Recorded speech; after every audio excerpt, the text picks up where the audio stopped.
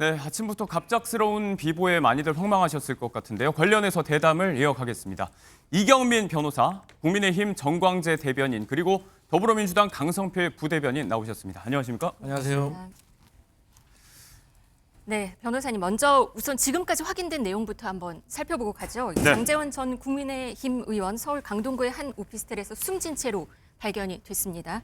이 내용 한번 먼저 좀 정리를 해주시고 가죠. 네, 일단은 그 2015년에 있었던 사건으로 인해서 이제 조사를 받고 있었는데 당시에 그 부산의 한 대학의 부총장 시절에 그 비서를 성폭력했다라는 그런 의혹을 받고 있었고요. 그 상태에서 28일에 1차 조사를 받고 나서 어제 어떻게 보면 이제 고소인 측에서 어떤 증거를 제출을 했습니다. 그 네. 증거를 제출을 하게 되면서 그 내용이 이제 뭐 동영상과 함께 그때 당시에 이제 국가수 감정서 이렇게 이제 들어갔던 것 같은데 그게 제출이 되고 나서 이제 오늘 사실 이제 그 기자회견이 예정되어 있는 상황이었거든요. 그 기자회견이 있는 상황이었고 그 상태에서 이제 수사가 진행 중인 상태였는데 어제 저녁 이제 11시 40분쯤에 이 극단적인 선택을 했다 이런 내용들이 이제 확인이 돼가지고 뭐 이 부분에 대해서 지금 서울 강동구 오피스텔에서 이 경찰이 이제 확인했다까지 지금 입장이 밝혀진 상태입니다. 네. 네, 말씀하신 피해자 기자회견은 현재 취소가 된 상황인데 이 소식은 잠시 후에 좀 자세히 전해드리도록 하고요.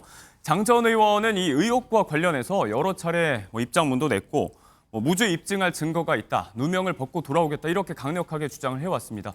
그런데 갑자기 이렇게 또 갑작스러운 비보가 전해지면서 많이들 놀라셨을 것 같은데 범죄 혐의점이라든지 사망 경위 어떻게 될까요, 변호사님? 사실 이 부분에 있어서는 뭐 경찰에서 지금 밝혀진 내용에 따르게 되면 아직까지는 뭐 타살 혐의점이 있다라는 부분은 아직 없었습니다. 그렇기 때문에 뭐 어떤 결과를 통해서 이렇게 이제 숨지게 됐는지 이 부분에 대해서는 뭐 확인이 돼야 될 부분이지만 일단은 지금 뭐 수사 내용에 있어서는 이제 타살 혐의점이 발견되지 않았고 그리고 이제 유서가 이제 집에서 발견이 됐기 때문에 오피스텔에서 발견이 됐기 때문에 그 유서 내용까지 이제 종합을 하게 되면 좀 이런 부분들이 있어가지고 경찰은 아직까지는 뭐 타살보다는 좀 다른 쪽에 이제 숨지게 된 그런 원인이 있지 않았나 좀 이렇게 이제 조심스럽게 보고 있는 것 같습니다. 네, 자 장제원 전 의원이 어젯밤 발견된 오피스텔의 관계자 목소리도 저희가 입수를 했는데요. 짧게 듣고 오겠습니다.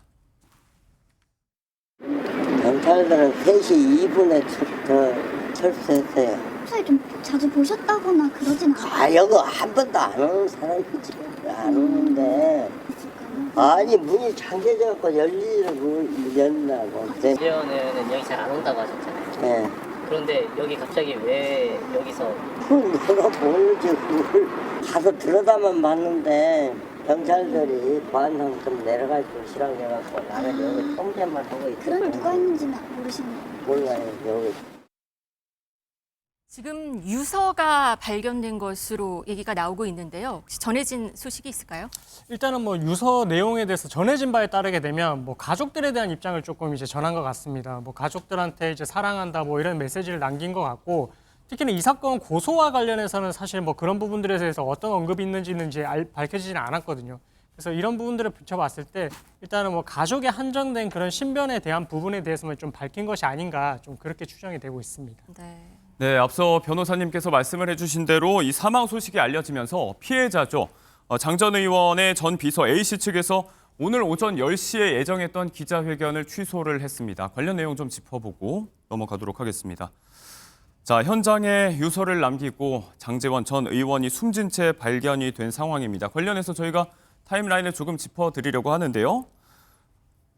네, 성폭력 의혹 고소인 전 비서 A씨가 2015년 11월에 장제원 전 의원에게 성폭행을 당했다고 주장을 했습니다. 당시 부산 모대학의 부총장으로 재직하고 있던 장제원 전 의원에게 성폭행을 당했다면서 고소를 했는데요.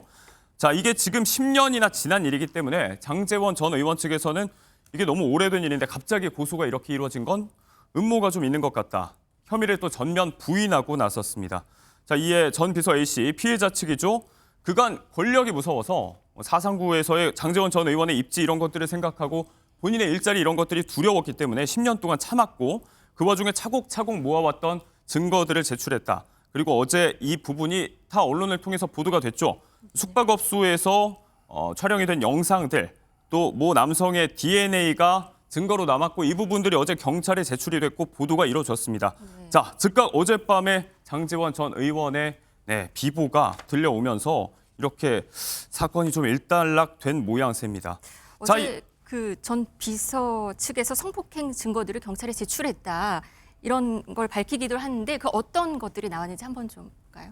네, 이 성폭력 사건에서는 사실 이제 피해자 진술도 하나의 유력한 증거로 쓰이게 되고 이 피해자의 진술만으로도 신빙성이 있으면 처벌까지 가게 되는데 근데 이 고소인 측에서는 추가로 더 증거를 제출했습니다. 어떤 부분이 있었냐면 동영상, 그러니까 피해 사실이 있었던 그 사건 당일에 직후에 이제 그 내용을 올린 것인데 그때 당시 내용을 보게 되면 이건 고소인 측에서 밝힌 내용에 따른 것입니다. 그때 내용이 어떤 것이 있냐면 피해자한테 뭔가 이제 심부름을 시키는 그런 내용이 담겨 있고 그리고 뭔가 이제 추가적으로 추행을 시도하려는 그런 뭐 정황도 이제 담겨 있다. 그리고 피해자가 흐느끼는 내용도 담겨 있다. 이렇게 이제 주장을 하고 있고요. 네. 그리고 국가수 감정서도 제출을 했는데 이 국가수 감정서라는 게 이제 피해가 발생을 하고 난 직후에 해바라기 센터를 가게 되면 그 해바라기 센터에서 이 DNA를 채취를 하게 됩니다. 그럼 DNA를 채취를 하게 됐을 때 남성의 DNA형인지 그다음에 이제 그게 이 상대방이 만약에 이제 가해자 남성이 특정이 되면 가해자 남성의 DNA와 이렇게 대조를 해서 이 사람이 일치하는지 여부를 확인을 할 수 있는데 그래서 그 국가수에서 이제 DNA가 채취됐다. 남성의 DNA형이 나왔다라는 게 국가수 감정서로 이제 제출이 되어 있고 그리고 해바라기 센터를 갔을 때 상담을 했던 내용 그 부분에 대해서 이제 그때 당시 어쨌든 피해가 발생한 직후에 그런 자료들이 확보가 돼서 이제 제출을 해놓은 것인데 이 부분에 대해서는 이제 뭐 장제원 의원 측에서는 그 DNA를 대조를 하기 위해서 임의로 제출을 해달라고 했었는데 뭐 그 부분은 경찰에 따르게 되면 뭐 임의 제출을 거부를 했었다라고 했었고 네. 그래서 오늘 이제 고소인 측에서는 어떤 증거들을 제출하게 됐고 고소에 이르게 됐는지 뭐 이런 부분에 대해서 기자회견을 하려고 예정을 했었다. 그랬는데 이렇게 이제 취소가 된 거고 그렇습니다. 안타까운 상황입니다. 네. 변호사님 근데 수사를 진행 중인 상황에서 이렇게 장 전 의원이 사망을 했으면 형사 절차는 중단되는 거죠? 그렇습니다. 이런 경우에는 이제 그 소송의 당사자가 사망을 한 것이라서 이런 경우에는 이제 불기소 처분의 일종인 공소권 없음 처분이라고 해가지고 아마 경찰 단계에서 수사가 종결이 되는 그런 처리를 하게 될 것으로 예상이 됩니다. 과거에는 비슷한 사례가 없었을까요? 어떤 뭐 이렇게 종결이 되는 사례, 네. 뭐 이렇게 이제 피해자가 이제 조사를 받는 과정에서 사망에 이르게 되는 경우가 사실 뭐 흔치는 않은데 네. 뭐 그런 경우가 발생을 했을 때에는 당연히 이제 더 이상 이제 증거를 확보를 하기가 또 어려운 상황이고 그리고 재판을 받아야 할 당사자가 사망을 했기 때문에 이런 경우에는 불기소 처분의 일종인 공소권 없음으로 종결을 하고 있습니다. 네, 정치권에 남긴 이번 사건의 파장도 적지가 않을 것 같습니다. 삼선 의원 출신 친윤계의 좌장이라고도 볼 수가 있었는데 일단은 지금 나온 이 성폭행 증거들의 제출 시점과 맞물려서 이 비보가 전해졌다는 점 심리적인 압박감이 상당했을 것 같습니다. 정광재 전 대변인님. 네, 상당히 당혹스럽고 황망한 일이죠.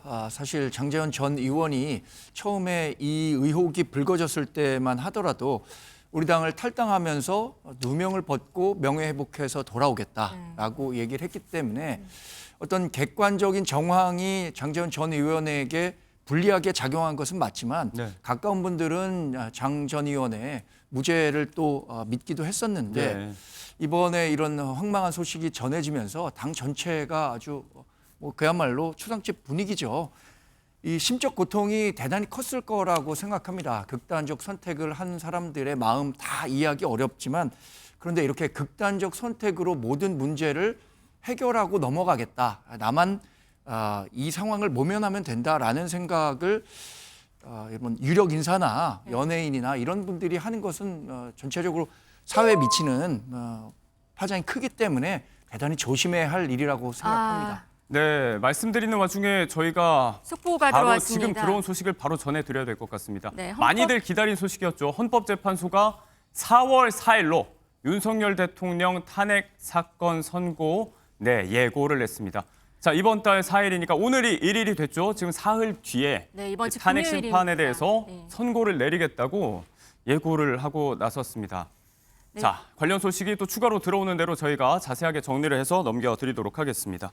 자, 이 이야기 조금 더 이어가 보겠습니다. 여당 내에서도 그렇지만 뭐 야당에서도 비판의 목소리가 나오고 있는 것 같아요. 정치권에서 이 사건 어떻게 바라보고 계시는지 강성필 부대변인님께 여쭤보겠습니다. 일단 장제원 전 의원의 어떤 이런 사고에 대해서 어쨌든 고인의 명복을 빌어주는 것이 저는 먼저 순서라고 생각하고 이 국민들이 어떤 정치권에 대해서 지금 좋은 소식이 별로 없잖아요. 그래서 조금 더 좋은 소식을 전해드려야 되는데 안타깝게 생각을 합니다. 네. 그럼에도 불구하고 저희가 지적을 하지 않을 수 없는 것은 어쨌든 사건이 있으면 피해자가 있는 거 아니겠습니까? 그렇습니다. 그런데 이제 우리 변호사님 말씀하셨지만 공소권 오슴으로 어떤 사정기관에서는 끝나겠지만 이 피해자에 대한 보상에 대해서는 어떻게 될 것인지 우리 사회가 조금 고민을 더 해야 되고요. 장 전 의원이 어쨌든 유서를 남겼다고 합니다. 네. 그래서 그 유서의 내용이 추후에 공개가 될지는 모르겠지만 그 만약에 공개가 된다면 또 그 공개한 유서를 보고 저희 민주당은 또 입장을 내는 것이 맞다 이런 말씀 드리겠습니다. 네, 오전에 이 갑작스러운 소식에 많이들 당황을 하셨을 것 같습니다. 저희가 관련 소식 추가로 더 정리를 해서 추가 보도를 해드리도록 하겠습니다. 자, 다음 이야기로 넘어가겠습니다. 민주당이 마은혁 헌법재판관 후보자가 임명되지 않을 경우에 중대 결심을 하겠다고 밝힌 데드라인이 오늘로 다가왔습니다. 자, 먼저 관련 영상 보고 이야기해보겠습니다. 지금 이 대한민국의 혼란은 모두 최상목 전 권한대행 그리고 한덕수 현 대통령 권한대행으로부터 시작된 것입니다. 헌법 위반은 매우 중차대한 사안입니다. 단순한 형법 위반 부정부패와는 차원을 달리합니다. 일각에서 윤석열 복귀 프로젝트가 진행 중이다라고 얘기합니다. 저도 그런 주장에 공감 가는 바가 많습니다. 다시 윤석열이 복귀하는 것은 곧 제2의 계엄을 의미하는 것일 테고 우리 국민들은 저항할 것이고 충돌은 피할 수 없을 것입니다. 4월 1일 날 법안 처리하고 2, 3, 4를 국회 현안 질의를 통해서 본회의를 열어야 된다는 말씀을 드렸습니다. 대한민국 반도체 화이팅! 화이팅!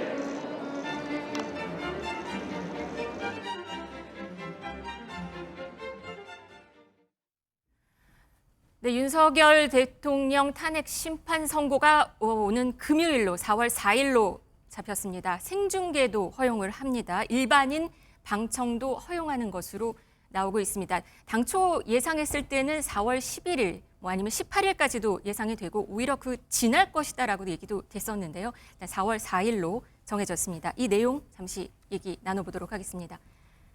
정광재 대변인, 네. 어떻게 생각보다 지금 빠른 건가요? 아니면 독촉이 워낙 심했으니까 여당 야당 할 것 없이 최근에서는 계속 빨리 해달라 이런 독촉이 네, 있었어요? 여야를 막론하고 윤석열 대통령에 대한 탄핵 선고가 빨리 이루어져야 한다. 이것이 대한민국 정치의 불확실성을 줄일 수 있는 방법이라고 계속해서 요구를 했던 거죠. 네. 근데 그 이면에는 여당이나 야당이나 생각했었던 것은 완전히 다르다고 생각합니다. 그렇죠.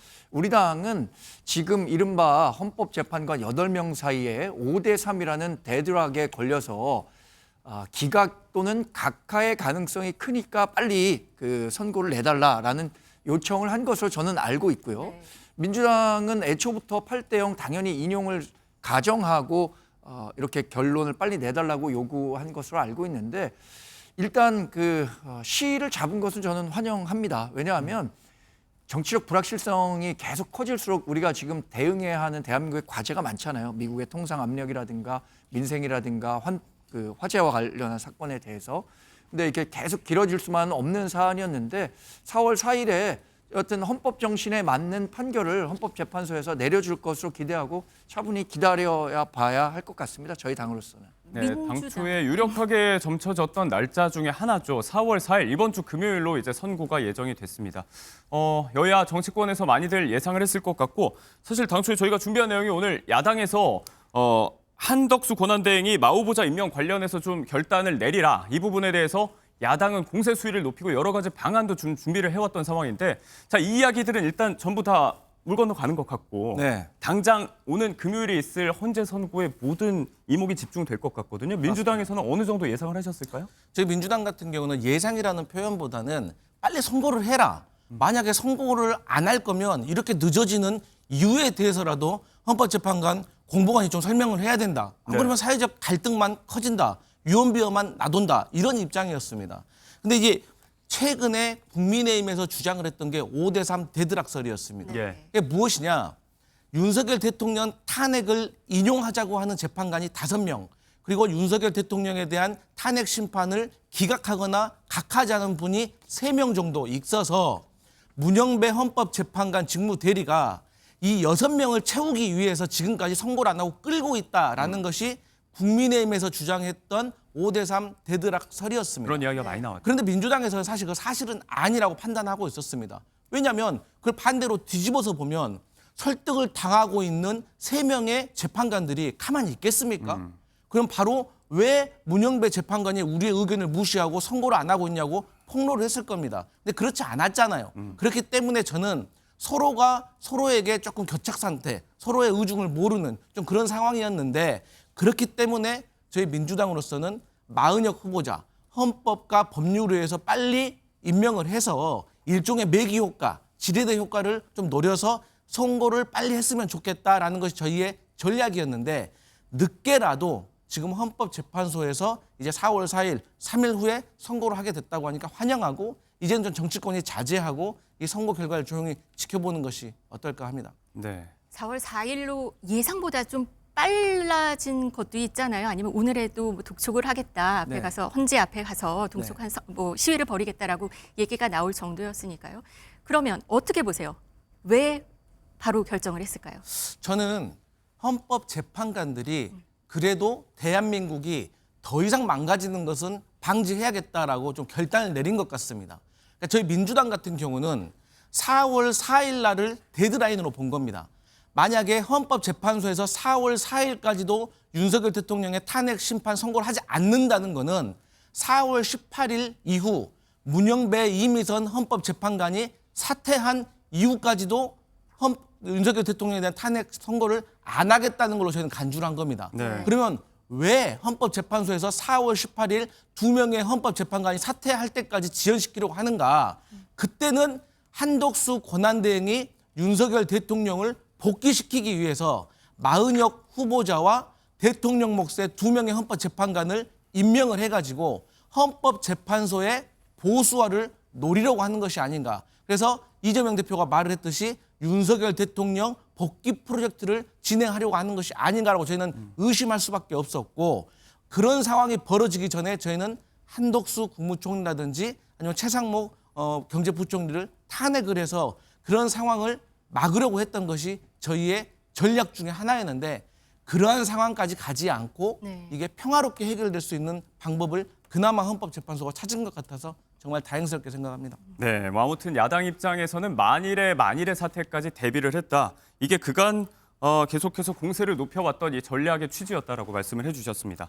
자, 반면에 이제 여당에서는 국무위원 연쇄 탄핵 이런 이야기들, 쌍탄핵 이런 이야기들 나올 때 이게 국헌문란 행위다. 내란 혹은 내란 선동죄다라면서 관련자 72명을 또 고발 조치하지 않았습니까? 네, 어제 이런 전략에는 수정이 지금 불가피한 상황인가요? 어떻습니까? 일단 어제 고발은 했습니다. 지금 민주당에서 행하고 있는 일련의 정치 행위들이 정말로 국무회의를 무력화해서 무정부 상태를 만들려고 하는 것 아니냐라는 비판 저는 당연히 대중들이 할 수 있다고 생각하고요. 그것이 법률적으로 문제가 될 수 있는 부분이 있기 때문에 고발을 한 상태입니다. 오늘 4월 4일 그러니까 이제 금요일에 윤석열 대통령에 대한 탄핵 재판 선고가 이루어진다고 하는데 이 시점을 갖고 윤석열 대통령에 대한 기각과 인용, 각하 이것을 예상하기는 지금 전 어렵다고 봅니다. 예. 이미 최종 변론이 있은 이후에 한 달 넘도록 기일을 잡지 못했기 때문에 기일이 빨리 잡혀야 한다는 국민적 여론이 있었고 어느 정도의 이제 합의가 이루어진 상태라고 보지만 지난번 한덕수 국무총리 그 대통령 권한대행에 대한 탄핵 결과 때처럼 헌법재판관별로 다양한 의견이 있을 수 있다고 봅니다. 아마 최종 변론 이후에 이렇게 기일이 잡히는데 오랜 시간이 걸린 것은 이러한 이견을 좁히는 과정이었을 수도 있고요. 또는 이게 아직 좁혀지지 않았지만 그래도 이 상태에서라도 발표를 하는 것이 정치적 불확실성을 해소하는 데 도움이 된다고 판단했을 가능성이 크기 때문에 저는 4월 4일에 이게 선고가 되든 4월 11일에 선고가 되든 이 시간과는 결과와 결부지어서 해석하기는 어렵다고 봅니다. 네. 네. 자, 인용 기각 각하 그 어느 쪽도 예상하고 전망하기 힘들다라는 말씀을 주셨습니다. 민주당에서는 어떻게 예상을 하십니까? 여전히 8대0 그냥 전원 찬성으로 인용이 될 거라고 보시는지요? 저는 당연히 전원 일치된 의견으로 저는 윤석열 대통령의 탄핵을 인용할 거라고 확신합니다. 왜냐하면 아주 간단한 겁니다. 이걸 복잡하게 생각할 필요가 없는 거예요. 그러니까 지금 국민의힘에서 최근에 민주당 의원들 내란죄로 고발했잖아요. 네. 이게 형법 87조에 있는 겁니다. 형법 87조에서 두 가지를 얘기를 하고 있어요. 첫 번째가 국헌문란입니다. 그럼 국헌문란을 구체적으로 말하면 무엇이냐? 국회를 해산시키려고 하고 헌법을 정지시키려고 한 겁니다. 그러면 국회를 해산시키려고 했던 것이 누굽니까? 계엄의 해제를 방해하려고 했던 것이 저희 민주당이 봤을 때는 윤석열 대통령인 것이고요. 그다음에 헌법을 정지시키려고 했던 것도 저희는 윤석열 대통령. 왜? 헌법 기관인 국회와 선관위를 군인을 보내가지고 침탈한 겁니다. 그리고 폭동이라고 하죠. 두 번째가. 이 폭동은 국토 전체나 일부를 영구적 혹은 임시적으로 이거를 권능을 마비시킨 겁니다. 제가 앞서 말했지만 온 국민 나가서 전 세계가 실시간으로 봤습니다. 무장한 군인들이 헬기 타고 국회 앞마당에 들어와가지고 창문을 깨고 들어갔고요. 그다음에 정치인과 법조인을 체포하려고 했습니다. 그런 정황들이 지금 속속들이 검찰이나 공수처 수사를 위해서 다 드러나고 있어요. 그리고 2차 계엄을 시도했다는 정황까지도 지금 밝혀지고 있다는 보도가 있습니다. 그런데 어떻게 상식적으로 헌법재판관들이 이것을 어떤 이유로 기각을 하겠습니까? 각하요? 그럼 지금까지 11번의 탄핵 심판의 변론 기간 본인들이 한 건데 이게 잘못됐다고 부정할 수가 있습니까? 그렇기 때문에 저희 민주당은 만약에 단 한 명이라도 헌법재판관이 기각을 한다고 하면은 이것은 윤석열 대통령에게 앞으로는 궁금한 점이 있고 의심나는 거 있으면 윤석열 대통령이 뭐 특전사건, 방첩사건, 뭐 헌재건, 선관위건, 국회건, 여기 방송사건 다 군인을 보내도 괜찮다는 겁니다. 그렇기 때문에 저희는 상식선에서 헌법재판관들이 윤석열 대통령 탄핵에 대해서 인용을 결정할 것이다. 그렇게 믿습니다. 민주당에서는 다 인용을 결정할 것이라고 말씀을 하시는데 어떻게 보세요? 민주당이 처음부터 인용 예상하고 그 국회에서 탄핵 소추했었던 거 아니겠습니까? 민주당의 입장은 일관되게 진행돼 왔고 그럴 수밖에 없다고 생각합니다. 우리 당은 기본적으로는 이 계엄과 관련해서는 잘못된 부분이 있다는 점을 인정하고 있죠. 네. 그 이후에 탄핵이라는 국회 내에서의 정당한 절차를 거쳐서 헌법재판에서 탄핵 재판을 하고 있는 거잖아요. 근데 탄핵 재판이라는 게 그동안 봐오셨지만 지금까지 9번 모두 기각이 됐습니다. 예. 그 이유는 탄핵에 이르는 중대한 법률과 헌법의 위반이 있었느냐 이 부분에 대한 평가는 완전히 다른 거거든요. 그러니까 윤석열 대통령이 예를 들어서 군대를 국회에 보냈다, 선관위에 보냈다 이 부분 다 국민들께서 보고 계십니다. 예. 그러나 그것이 국헌문란에 이를 정도로 장기간 지속된 폭동이었느냐 그리고 또 대통령의 권한을 완전히 넘어선 위헌적 중대성이 큰가 이 문제를 고민하고 있었던 거잖아요. 이와 관련해서는 일부 뭐 헌법재판관분들 아니면 뭐 과반의 헌법재판관분들이 탄핵에 이를 정도는 아니다라는 판단도 충분히 할 수 있을 것이라고 생각하고 그동안 있었던 절차적 정당성과 관련한 문제에 대해서 법적으로 어떤 판결을 이끌어내는 과정에서 이 절차적 정당성이 굉장히 중요하다는 점을 계속해서 깨닫는 시기잖아요. 최근 이런 복합적인 문제들을 고려하면 저는 기각 또는 각하의 가능성도 여전하다, 남아있다 이렇게 봅니다. 앞서 한덕수 국무총리 권한대행의 탄핵 심판권에서도 이제 마은혁 재판관 후보자 미임명권이 위헌이고 위법하긴 한데 이것을 탄핵이나 파면에 이를 정도로 중대한 위반인가라고 볼 수 없다는 측면에서 이제 기각 결정이 내려졌었죠. 비상계엄 선포 자체가 그런 식으로 좀 의견이 갈릴 수 있다는 말씀이신가요? 네, 저는 뭐 지금 이렇게 선고 기일이 잡히는데 오랜 시간이 걸린 것은 재판관 8분 가운데 상당한 이견이 있었다고 봅니다. 그러니까 이것을 인용해야 한다라는 분이 있는 반면에 파면에 이를 정도, 그러니까 윤석열 대통령을 파면해서 얻는 헌법적 이익이 그렇지 않은 경우보다 큰 경우냐라는 부분에 대해서는 뭐 이견이 있을 수 있다고 생각하고 이 때문에 시기가 굉장히 오래 걸렸다라고 보고 있습니다. 네. 헌법재판소가 선거 기일을 이번 주 금요일로 지정을 했습니다. 선고는 생중계되고 일반인 방청도 허용된다고 알렸는데요. 자세한 소식 취재 기자 연결해서 알려드리도록 하겠습니다. 이혁재 기자. 예, 오늘 오전 10시 30분을 조금 넘긴 시각 헌법재판소는 윤석열 대통령 탄핵 심판 선고 기일을 지정했습니다. 선고 기일은 이번 주 금요일인 4월 4일 오전 11시입니다. 헌법재판소 대심판정에서 선고를 내리게 되는데 이 장면은 생중계됩니다. 또 일반인들 역시 탄핵 심판 선고를 방청할 수 있게 했습니다. 지난 2월 25일 윤 대통령 탄핵 심판의 변론 기일이 종료된 후 35일 만입니다. 탄핵 소추안이 국회에서 가결된 시점으로부터 계산하면 108일이 지난 시점입니다. 노무현, 박근혜 전 대통령의 탄핵 심판 선고가 내려진 기간을 훌쩍 넘기면서 역대 최장 심리 기간을 기록했습니다. 선고기일이 기약 없이 미뤄지면서 수많은 추측들이 난무했던 가운데 오는 금요일 헌재가 어떤 결정을 보일지 관심이 쏠립니다. 지금까지 보도국에서 전해드렸습니다. 네, 변론 종결 후 이 선고일 지정까지 35일이 걸렸습니다. 그리고 헌법재판관은 8명이 결국 심판 선고를 하게 된 상황입니다. 자, 관련해서 대담 조금 더 이어가 보도록 하겠습니다. 기각과 혹은 각하를 전망하는 혹은 그렇게 돼야 된다고 하는 입장에서 계속해서 이제 힘을 줘서 이야기하는 것들은 이제 절차적인 문제들, 탄핵 소추 사유에서 내란죄 부분이 처리됐다. 이 부분을 계속해서 문제 삼고 있거든요. 네. 강선필 부대변인님께서는 이 부분 어떻게 전망을 하십니까? 그러니까 이 내란죄 처리됐다는 거는요. 이제는 온 국민이 알 정도로 너무 자세히 설명을 드렸습니다. 예. 그러니까 내란죄를 철회를 했지만 내란 행위라는 것이 남아있는 겁니다. 우리가 윤석열 대통령의 탄핵 심판 11번의 변론을 보면서 내란 행위, 그러니까 뭘 물어봤습니까?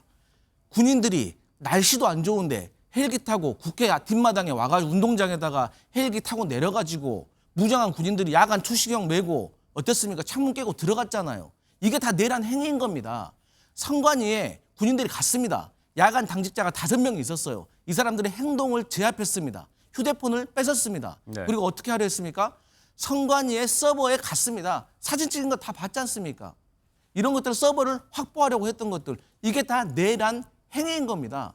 또 경찰이 국회를 둘러싸고 국회의원들이 국회로 들어가는 거, 진입하는 걸 막았습니다.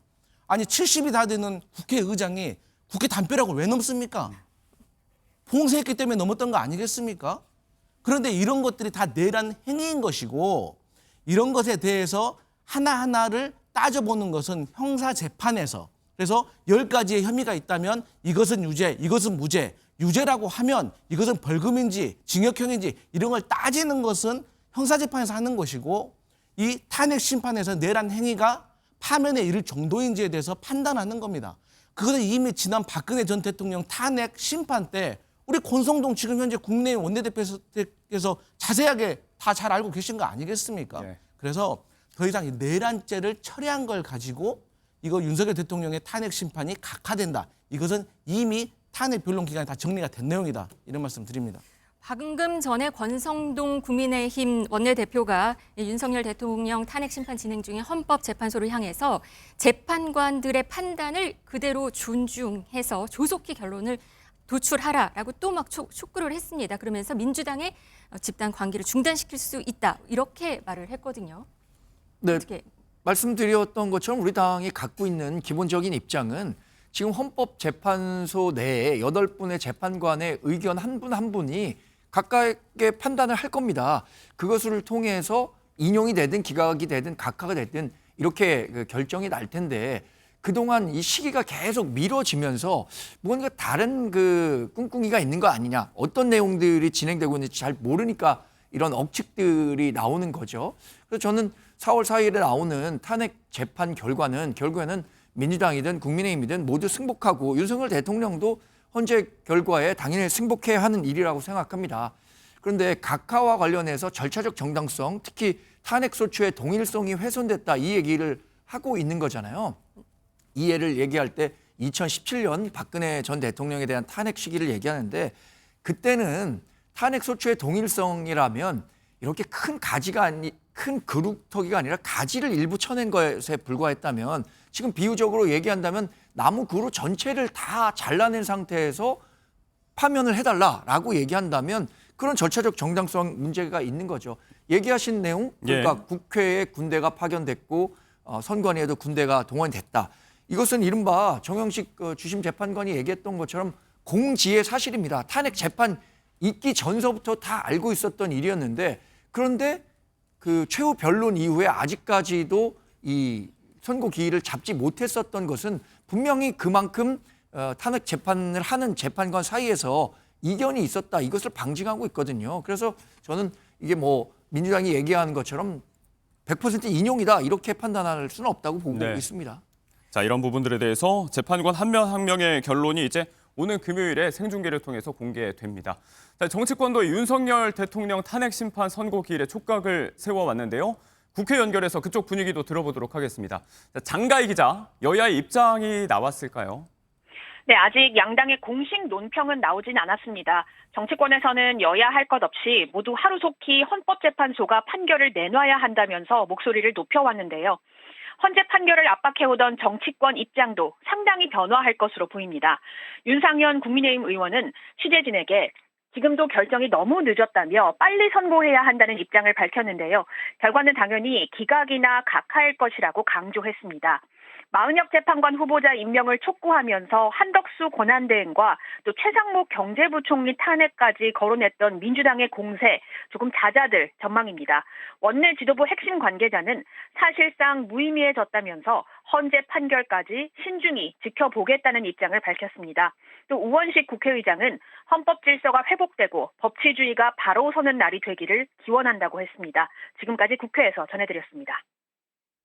네, 아직 양당의 공식 입장은 나오지 않았지만 정치권에선 여야 할 것 없이 빨리 판결을 잘 내놔야 한다 이런 얘기를 하는 것 같습니다. 네, 이번 선고에 따라서 아무튼 8인 체제로 탄핵 심판이 이루어지게 됐습니다.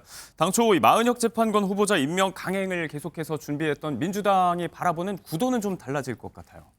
근데 이제 사실 저희가 마은혁 후보자에 대해서 계속해서 임명을 요구했었잖아요. 그러니까 이게 저희는 간단한 겁니다. 그러니까 윤석열 대통령 심판과 별개로 이 대통령 권한 대행이란 분, 지금 어쨌든 행정부의 총책임자 아닙니까? 법을 지키라는 겁니다. 헌법재판소에서 위헌 위법하다고 말했잖아요. 다만 한덕수 권한대행 같은 경우는 본인이 고민할 시간이 조금 촉박했던 것 같다. 그렇기 때문에 위헌 위법하지만 파면에 이를 정도는 아니다. 그러면 임명해야죠. 본인이 뭐라고 했습니까? 여야 합의가 안 됐기 때문이라고 했잖아요. 근데 여야 합의가 됐다는 것을 실질적으로 헌법재판소에서 일자별로 합의의 과정들을 다 명시를 했거든요. 그렇기 때문에 더 이상 미룰 이유가 없다는 것이었기 때문에 저희는 마은혁 후보자를 빨리 임명하라. 행정부의 수장이 법을 어기는 건 안 된다. 이런 입장이었습니다. 마은혁 재판관 후보자 임명을 촉구하면서 지금 한덕수 권한대행, 최상목 경제부총리 모두 쌍탄핵까지 얘기를 했었는데 공세는 이제 잦아들겠네요. 이제 4월 4일 날 헌법재판소에서 선고를 한다고 하기 때문에 저는 이 부분에 있어서는 조금 자제하는 모습을 보여주는 것이 어떨까라고 저는 개인적으로 생각을 하는데 또 지도부가 여기에 대해서 당내 의견을 수렴하고 또 민심을 잘 청취해가지고 결정 내릴 것으로 보여집니다. 지금 결국 8인 체제로 윤석열 대통령 탄핵 심판 선고가 이루어지게 됐습니다. 기간은 지금 기존의 다른 탄핵 그 사건에 비해서 3배 정도 늦어진 그런 상황이죠. 그렇죠. 다른 전직 노무현 전 대통령이나 박근혜 전 대통령 사례와 비교했을 때 사실 상당히 늦어진 면이 있습니다.